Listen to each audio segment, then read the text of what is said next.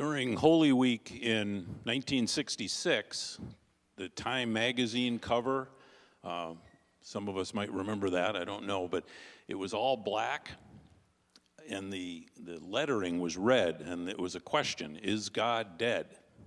This was the cover of a news magazine. The article that accompanied that basically came to the conclusion that yes, society had advanced to the point where science had answered all the questions that needed answering, and God was irrelevant. As we sit here some 60 years later, we know that that's just simply not true. God is very much relevant. But the question is still interesting. Is God dead? For a 3-day period 2,000 years ago, the answer is yes, he was. The next section we're going to look at in Mark is all about that important time. Mark 15:33. And when the 6th hour had come, there was darkness over the whole land until the 9th hour. So that's noon to about 3 o'clock. All three of the Gospels report this darkness that occurred. This brings to mind for us and for the people then the Exodus in Egypt. The 9th plague was darkness, followed by the 10th, which was the killing of the firstborn children, the first Passover.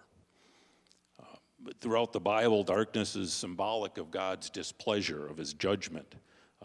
Isaiah foretold that the coming of the Lord would be accompanied by darkness. At the cross, as the Son of God died, it was actually and physically dark. Light was elsewhere. Verse 34, and at the 9th hour, Jesus cried with a loud voice, Eloi, Eloi, lema sabachthani, which means, my God, why have you forsaken me? A verbatim quote of Psalm 22. This is an anguished cry of abandonment and loss. He's speaking in his native tongue of Aramaic. It's a shout. It's a loud shout from the cross. He was abandoned and forsaken by his Father. At this moment, Jesus is owning the sins of the entire world, my sin, your sin. He also took upon himself the righteous wrath and judgment of God.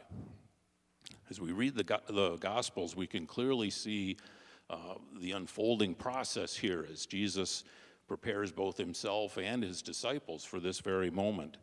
The cross was not a human-caused event. It was God's perfect will and plan that his Son willingly carried out.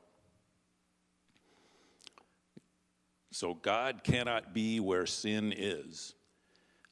Somehow at this moment in time, there was a divine severance of the Trinity, a decoupling. There was a disconnect. It's something we can't comprehend, but it is very true and happened. 2 Corinthians 5:21, for our sake he made him to be sin who knew no sin, so that in him we might become the righteousness of God. He made him to be sin who knew no sin. We need to be very careful here. Jesus did not become a sinner, right? He, in a sacrificial manner, he bore or took upon himself our sins. He didn't become a sinner himself. It is literally true that he paid a debt that he didn't owe. The unimaginable aspect of all this is that in order to complete this, he voluntarily and willingly chose to go to a place of total separation from God, alienation from God. Everywhere else in the Gospels, Jesus addresses God as Father, my Father. Here alone, he uses the phrase, my God. Something really mysterious is happening here as the relationship between the Father and the Son remains intact, but changes. It's beyond our comprehension, but it's vitally important to our faith.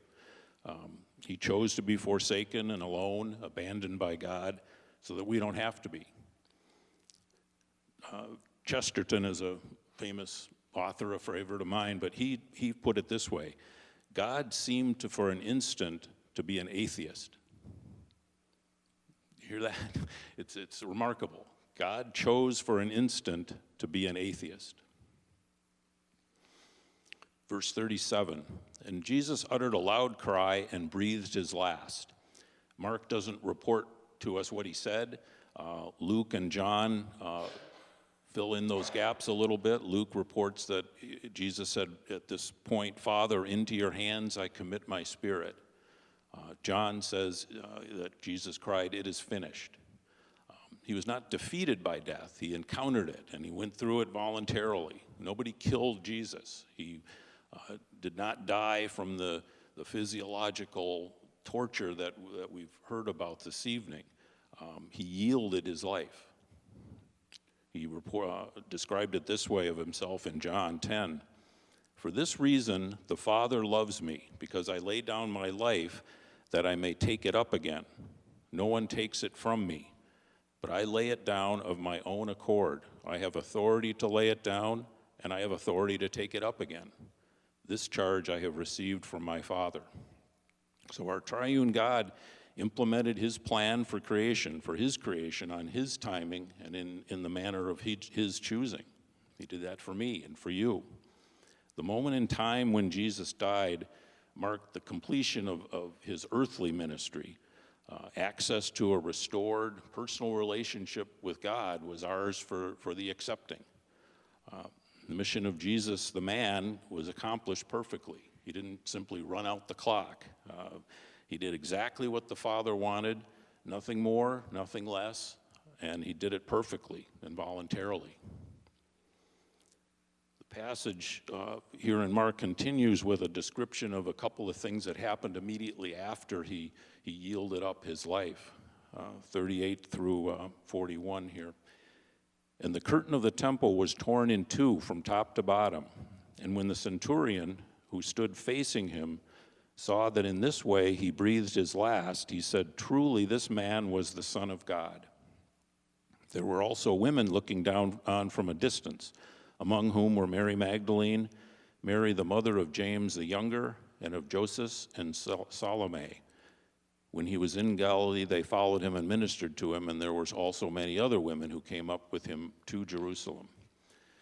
The curtain in the temple was, there's several of them, but they were all about 90 feet tall. So this wasn't a physical human intervention here that tore one of these curtains in two. This was a supernatural event. There's two interpretations of this. One is that it shows God, by the death of Jesus, issuing his judgment on the temple. And we saw that carried out in AD 70, when the temple was literally destroyed flat to the ground. The other interpretation is that it's confirming the tearing of the barrier into the inner sanctum of the temple is making clear that we as believers have direct access to God. There is no need for intermediaries. The curtain has been parted for us. The phrase by the centurion here, "Truly this was the Son of God." This is extraordinary confession from a pagan soldier. He was a commander of a large number of soldiers in charge of the crucifixion detail, but for a person like that to make that kind of a statement is remarkable. We have to ask ourselves, is this our confession as well? Do we really and truly in our heart of hearts believe that? We say we do, but are we living that way? Alistair Begg has said, "The death of Jesus is the pivotal event of human history. Everything needs to be understood in light of that."